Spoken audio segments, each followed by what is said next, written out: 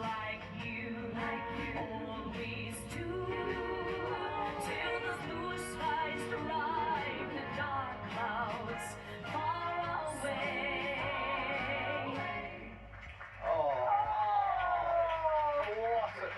Brilliant tribute by the incredible DJ Darlings. You're all amazing.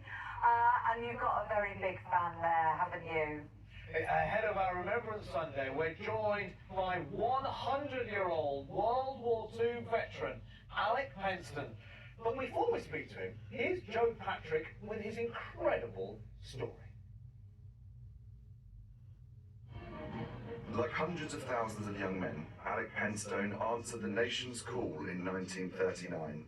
At just 15, he volunteered to help move the dead and injured from buildings ravaged by the Blitz. Then just before his 17th birthday, Alec joined the Royal Navy, after promising his late father, himself a World War I veteran, that he wouldn't serve in the trenches. He was stationed aboard the HMS Campania, a ship that played a vital role in the D-Day landings, sweeping for mines and listening for torpedoes, before going on to face perilous Arctic conditions and heavy German attacks as part of the Arctic convoys to Russia, in what Winston Churchill described as the worst journey in the world. When VE Day was celebrated, Alec returned home, where his fiancée Gladys was waiting, and with an extra 2 days leave, they married and spent the next 77 years together. Last year, Alec returned to Normandy for the 80th anniversary of the D-Day landings. Now aged 100, he continues to sell the poppies which represent the heroic sacrifice he and so many made. But to him, his heroes are his dad and his comrades who didn't make it home. And Alec Penstone joins us now. Alec, what an absolute honour to have you. I'm going to speak a little bit loud so you can hear me. Very nice to meet you all. Oh. I cannot see anything that I've done specially that couldn't have been done by other people of my generation. Well, I'm just one of the lucky ones. I'm still alive. well, you are extraordinary, and it's typical of your generation, Alec, that you dismiss what you did. We're speaking up because you, like me, are a little bit hard of hearing, understandably, at 100 years old. But you're brilliant to talk to us here this morning. Now, you played a pivotal role yourself, didn't you? Your vessel did in part of the D-Day landings. Tell us a little bit about the memories of that. Well, actually, what happened was we just come back from a convoy to Russia and into Dunoon in Scotland, and our captain and his wife had already rented a place over the other side of the bay, and he asked me to take him over there in what we called the skimming dish, which I was coxswain of, and about 5 o'clock in the afternoon, he came down and said, "Right, coxswain, over to the house."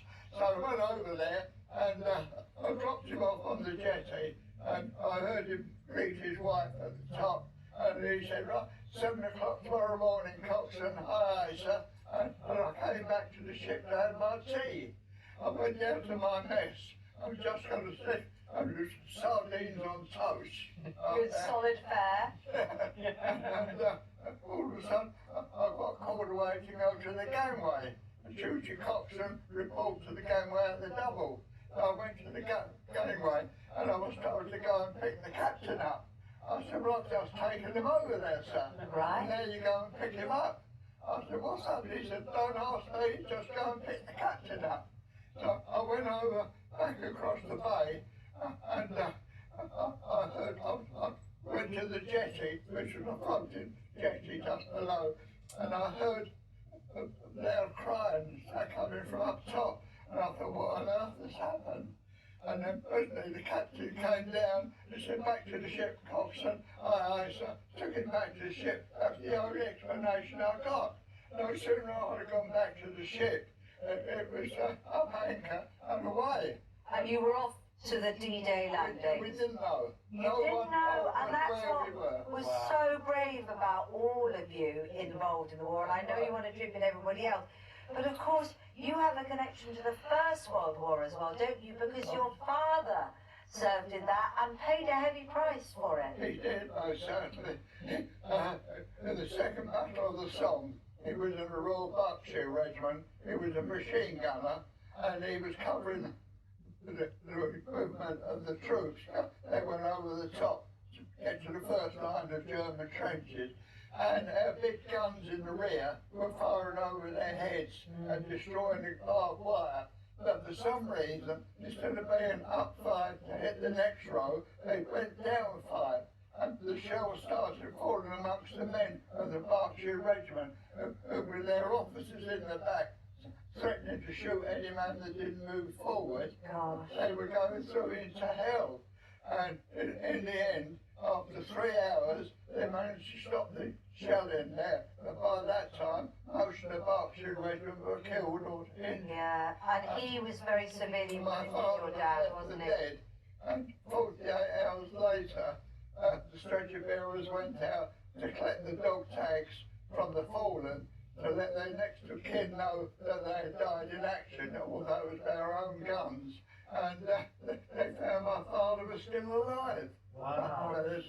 So what had happened, he had 8 pieces of British steel inside of him, shrapnel, and they found, when they went to do his dog tag round his neck, they found he was alive, so he was taken back to the clearing station, had his wounds dressed, and by pure luck, there was a train waiting to go to the sub where a hospital ship was, and he was put on that straight away.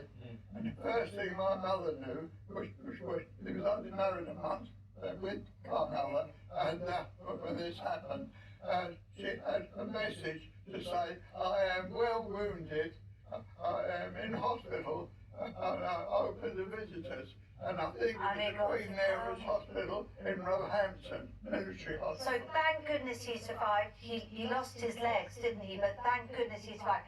We're all going to be thinking about all the incredible service personnel that have served in all wars and all conflicts. What does Remembrance Sunday mean for you? What is your message? My message is, I can see in my mind's eye rows and rows of white stones of all the hundreds of my friends and everybody else that gave their lives for what? The country of today. No, I'm sorry. The sacrifice was Well the said, result that it is hero. Oh, well, I'm sorry. Shame on What do you. mean by that, though? Well, The what we fought for, Reform and what we fought for, and Nigel we Farage find that even now, and the other it's reprobates. outside worse than what it was when I fought for it. Oh, Alec, I'm sorry you feel like that, because I want you to know that all the generations that have come since, including me and my children, are so grateful for your bravery and all that for service personnel. And it's our job now, isn't it, to make it the country that you fought for, you absolutely Exactly, fought that for. is it. And we will do. We want to... I'm so wonderful to know there are people like you that Well, spread the word around.